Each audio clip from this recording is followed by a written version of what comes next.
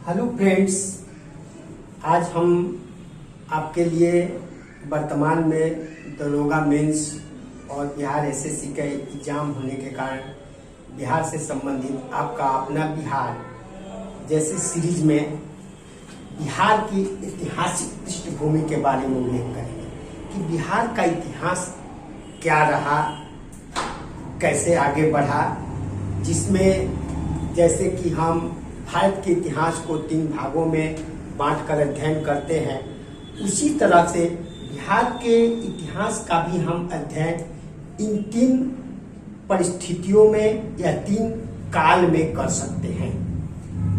पहले हम ये जानते हैं कि बिहार का ऐतिहासिक पृष्ठभूमि कहाँ से प्रारंभ होती है।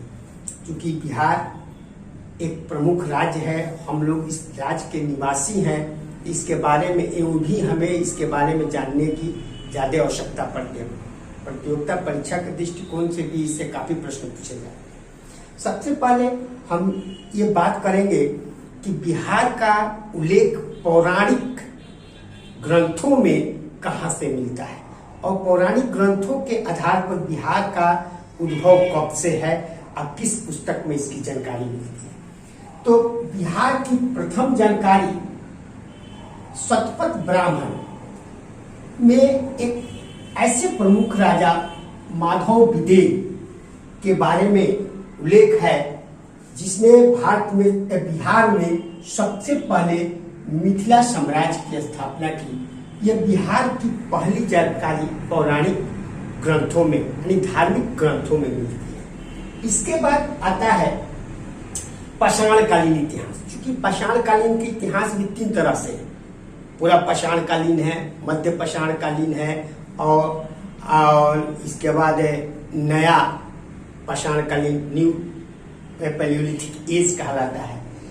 एक भी पूरा पाषाण काल में भी बिहार के आदिम जातियों का उल्लेख, जब बिहार कंबाइंड था तो उस समय इसमें आदिम जातियों के निवास के साक्ष्य उपलब्ध हैं। छोटानागपुर के पहाड़ी क्षेत्रों में इसके बारे में उल्लेख किया गया है, परंतु उनसे प्रश्नों के बारे में ज्यादा उल्लेख परीक्षाओं में नहीं होता है। लेकिन एक प्रमुख जो प्रश्न इस काल से पूछे जाते हैं उसमें प्रमुख है कि नवप्रस्तर न्यू पाषाण काल में जो बिहार में अवशेष मिले हैं वह प्रमुख अवशेष उत्तर बिहार के चिरान सारण जिला और दूसरा चेचर वैशाली में उस समय के साक्ष्य मिले हैं, जो बिहार में पाषाणकालीन इतिहास की भी जानकारी उपलब्ध कराते हैं। ये प्रश्न अक्सर परीक्षा में पूछे जाते हैं। इसके बाद प्राचीन भारत के इतिहास में सबसे पहले 6ठी शताब्दी में 3 प्रमुख महाजनपद अंग महाजनपद, मगध और लिच्छवी गणराज्य जो बिहार के क्षेत्र में ही स्थित थे, इसका भी उल्लेख किया गया है। इसकी जानकारी बौद्ध ग्रंथ अंगुत्तर निकाय से मिलती है। विश्व में पहली गणतंत्र प्रजातांत्रिक राज्य की स्थापना का साक्ष्य भी बिहार से उपलब्ध है, जो बज्जी लिच्छवी वैशाली में 600 ईसा पूर्व में पाया गया है।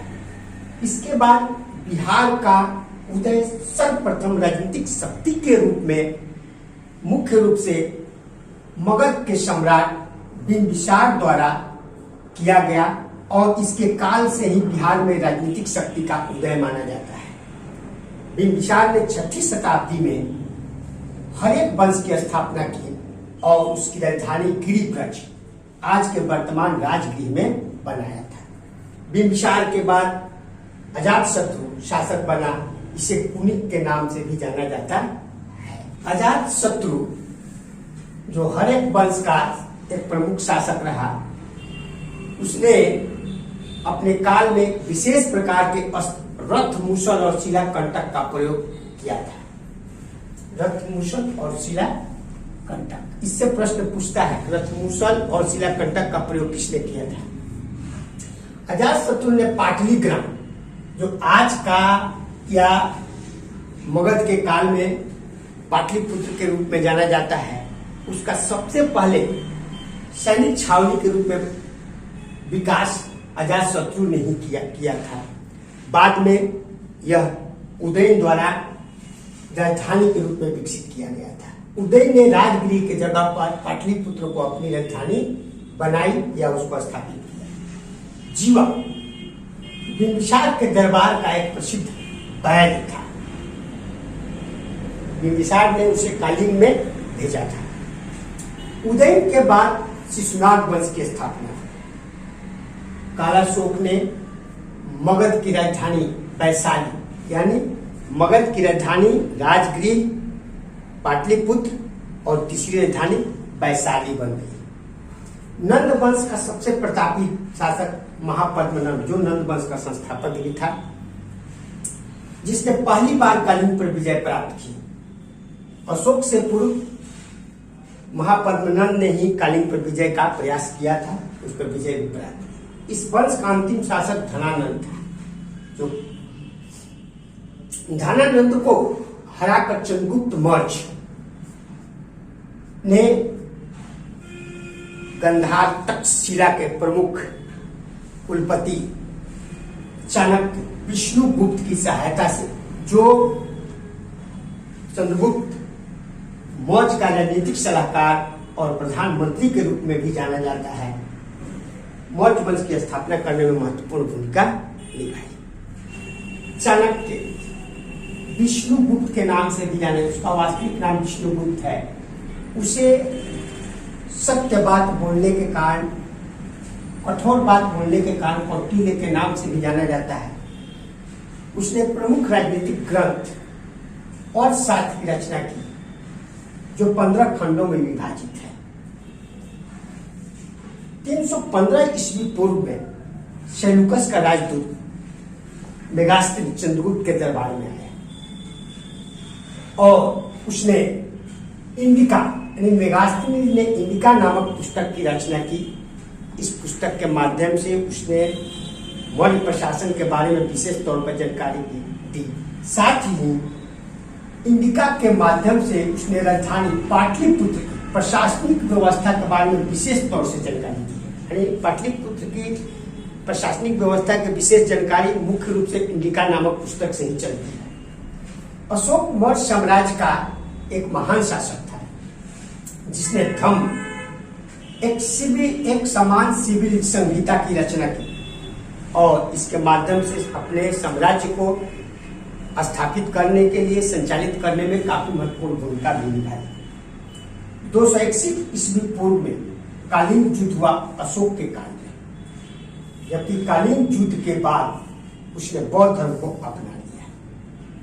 185 ईस्वी पूर्व में मौर्य वंश के अंतिम शासक बृहद्रथ, मौर्य वंश का अंतिम शासक बृहद्रथ की हत्या उसके ही सेनापति पुष्यमित्र शुंग ने करके शुंग वंश की स्थापना की 185 ईस्वी पूर्व में। शुंग काल में डिमेट्रियस का आक्रमण हुआ था।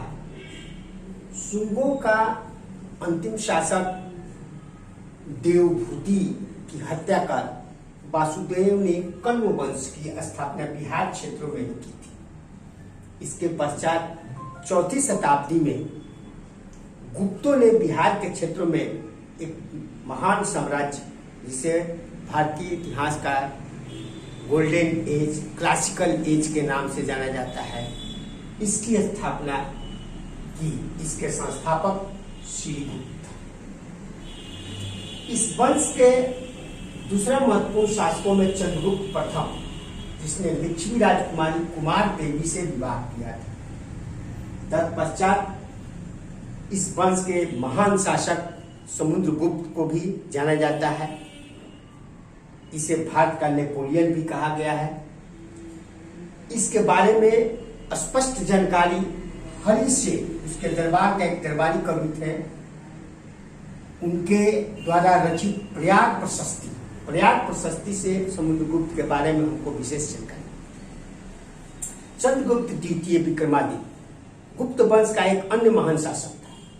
इसकी जानकारी मेरौली लौह स्तंभ से पता चलता है, जो दिल्ली में स्थित है, वर्तमान में या दिल्ली में स्थित है। फाहियान एक चीनी यात्री था, जो चंद्रगुप्त द्वितीय विक्रमादित्य के काल में ही 399 ईस्वी में भारत की यात्रा की थी और यहाँ के इतिहास के बारे में बहुत कुछ बताया।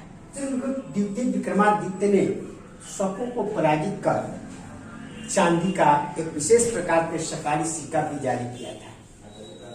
हुनों का प्रथम आक्रमण स्कंदगुप्त के काल में प्रारंभ हुआ, जो गुप्त शासक था।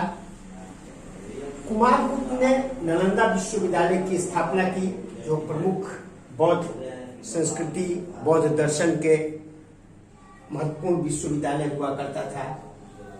इसकी स्थापना कुमारगुप्त द्वारा की गई। बौद्ध तथा जैन धर्म का उद्गम स्थल बिहार को ही माना जाता है। बौद्ध धर्म का संस्थापक गौतम बुद्ध थे। बुद्ध को बोध गया में पेपल वृक्ष के नीचे ज्ञान प्राप्त हुआ था। इनका जन्म लुम्बिनी और इनकी मृत्यु कुशीनारा में हुई थी। जैन धर्म का संस्थापक ऋषभदेव थे, परंतु इस धर्म को चरमोत्कर्ष पर पहुंचाने वाला व्यक्ति बिहार के ही प्रमुख महावीर स्वामी थे, जिन्होंने इस धर्म को आगे बढ़ाया और उसे चरमोत्कर्ष पर पहुंचाया। इनका जन्म कुंदग्राम वैशाली में हुआ था तथा इनकी मृत्यु पावापुर के राजा शक्तिपाल के दरबार में हुआ था। भगवान बुद्ध ने अपना पहला उपदेश सारनाथ में दिया। इसे बौद्ध ग्रंथों में धर्म चक्र परिवर्तन के नाम से जाना जाता है। इसके बाद अब जो अगला वीडियो आपके लिए आएगा, उसमें परवर्ती मध्यकालीन और मध्यकालीन इतिहास के साथ साथ आधुनिक बिहार के इतिहास के बारे में भी बहुत कुछ बताया जाएगा।